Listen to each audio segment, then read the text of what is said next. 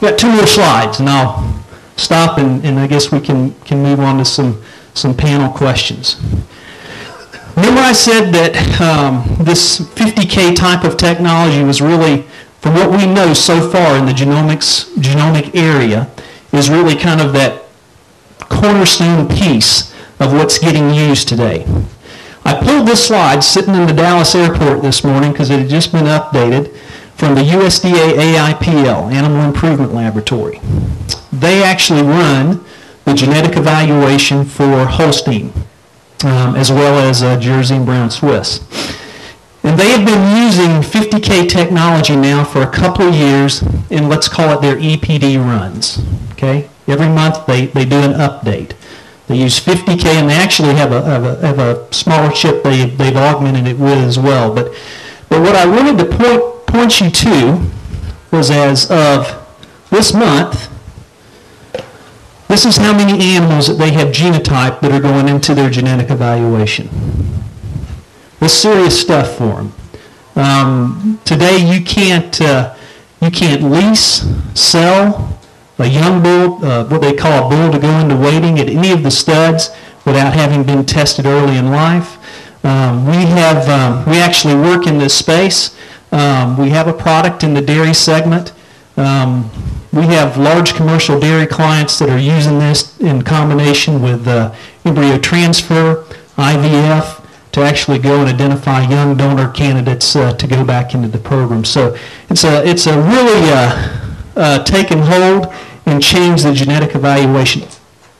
It's my last slide. I picked this up here just a couple of weeks ago, and those of you that follow the dairy industry anyway, you can read down through this. But what it tells you is how it's changing semen cells in the AI industry in dairy, and this is from the CDN, the Canadian Dairy Network, how it's changed the percentage of sales of young bulls from what have been just the progeny, fully high accuracy proven bulls.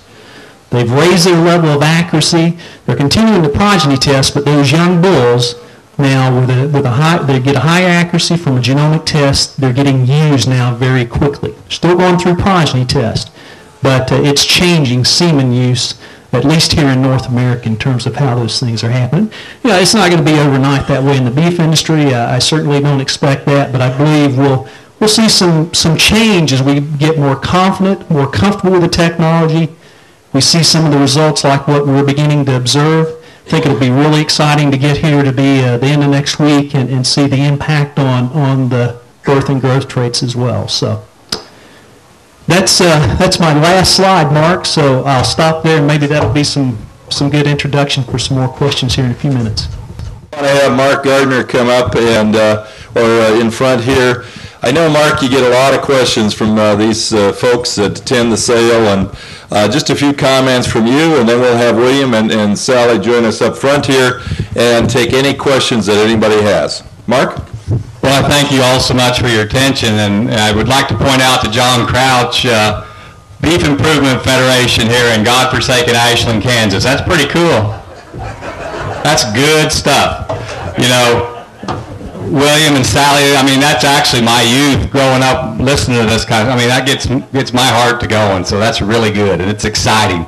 And guys, the things that we can do in this business, you know, we ain't seen nothing yet. I mean, and so people, they call, how are you using this? I mean, we use the data, quite frankly, because the scientists and the people tell us it works. And, you know, no donor that sells tomorrow will not have been profiled. The bulls that have been collected for AI use, they've all been profiled. We're learning how to use the data just like you are, but we're excited. You know, fed cattle in Kansas were $1.23 yesterday. That's pretty good stuff too. You know, but these are the kind of tools that we need to be able to not, you know, I hear some of my friends in the industry will say, you know, things have changed. Yeah, they have. They've gotten more exciting, and the things that have changed, the things that Dad taught us, the things that make money in this business are more important now than ever before. And so this technology, these tools that the American Angus Association have brought to us, not only have we always said we've got the largest database in the world, therefore we have the best database in the world, it's even better now. Thank you.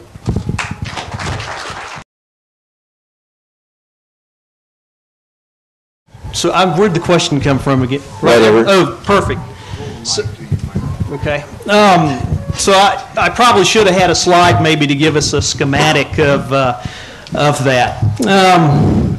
You know, I've tried to figure out what's the best way to conceptualize this, because it is a, you know, in the area of what we do, it's a new tool. I mean, let's be quite honest, those of you that have been involved in DNA here the last 2 or 3 years, it doesn't always have a very positive thing in your mind, because we've had to use it to remove some things that we didn't necessarily like, that were problematic. It's using the same material just in a much different way. As we look across, each of us has a strands of DNA that basically define our genetic composition, no different than every animal that are out here in every one of these pens. And it's really a roadmap that, given the environmental triggers that those animals are exposed to, that trigger protein products that tell you how fast the animal's going to grow, how much those daughters are going to milk, how much marbling ultimately they can express. And so it's really looking at a very microscopic level, at the DNA level. In this case, there's 54,000 of these SNPs that I should have brought a chip just so you could pass around and look at it, that we can look at with some really, honestly, some very complex bench science that you can look into it. What I guess I tell most folks is look, the science is terribly complicated.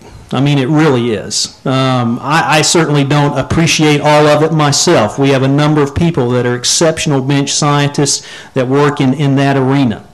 So yes, it's extremely complicated, but I tell you the utilization, honestly, is pretty simple. As Sally laid out, of using that common currency, of putting the information into the expected progeny differences, it really gets us to a common baseline that we probably don't have to be too concerned with the level of the bench science that goes into it. Yeah, it's there, and you know, if you certainly want to understand it, you can. I can remember when I was a graduate student, somehow as I first gave a few talks to producers, I felt compelled to talk about the mixed model equations and everything that went into our now weekly EPD runs.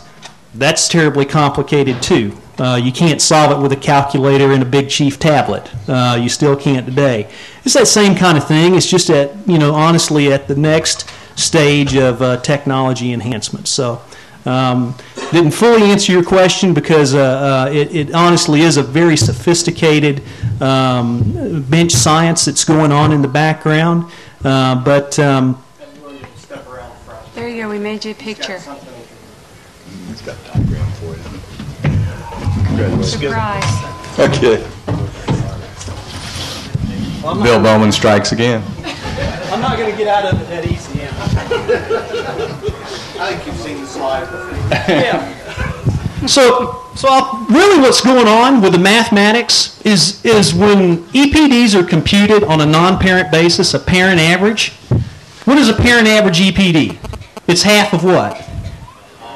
Exactly. It's half of the sire and dam EPDs. And the reasons it's half of the sire and dam EPDs is because that's our best guess. That sire and that dam gives a random half of the genes to its offspring. What the SNP technology does, if we were to draw, I wish I had a pedigree up here because I actually have a slide of this. If we were to draw the pedigree, what it allows us to do, because remember I said it penetrates the...